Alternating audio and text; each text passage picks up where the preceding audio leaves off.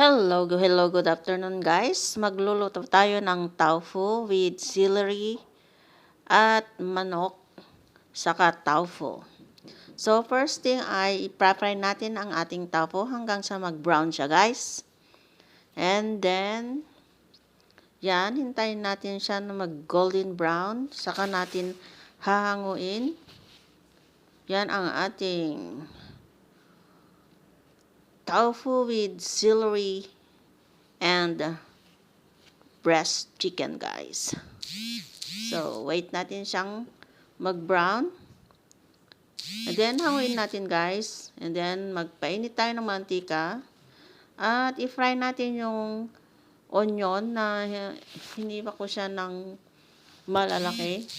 Tapos set aside ko siya guys para pang-garnish ko siya sa ibabaw mamaya. So, yan. Kasi mabango yan, guys. Pag i-fried mo siya, tapos alisin mo siya, pampasarap siya, guys. Yan. Pinipit ko lang yung spring onion ng medyo slight na napitpit. And then, hinango ko siya, guys. Yan. Okay, hinahango ko siya, guys. And then, fry ko ulit yung minins ko na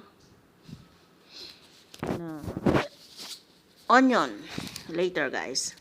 Pero ngayon fry ko muna yung manok, chicken breast.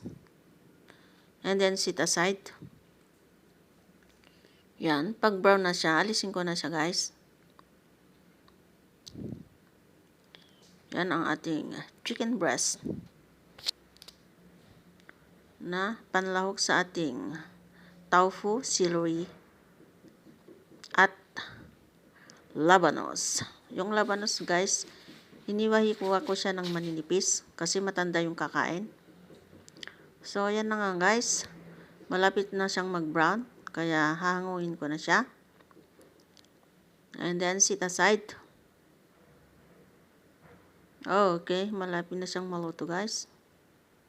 At ang aking sauce ay oyster sauce, soy sauce, sugar, sesame oil, at konting asukal at corn flour guys. Yun ang ating soy sauce. So, maglagay tayo ng konting mantika. Punasan muna natin guys para hindi siya marumi. Yan. Yung minced na garlic at onion. Ayan guys. Tapos, pag brown na siya, ilawak na natin ang ating mga gulay. Labanos at celery. Saka tofu. Fry lang natin guys ng konti. Kasi manipis naman yung labanos natin. Yan. Okay, guys.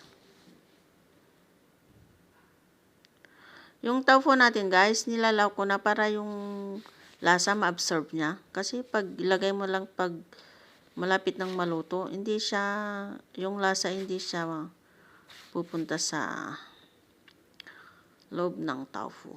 Hindi niya ma-absorb, guys. Kaya, nilalaw ko na siya.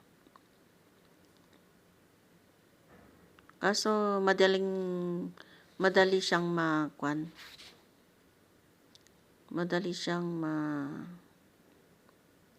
ano bang tawag dito? Madurog. Pero it's okay guys. Ang importante makakain siya. So, yan na nga guys. Tapos na ang ating niluluto. Thanks for watching. Bye!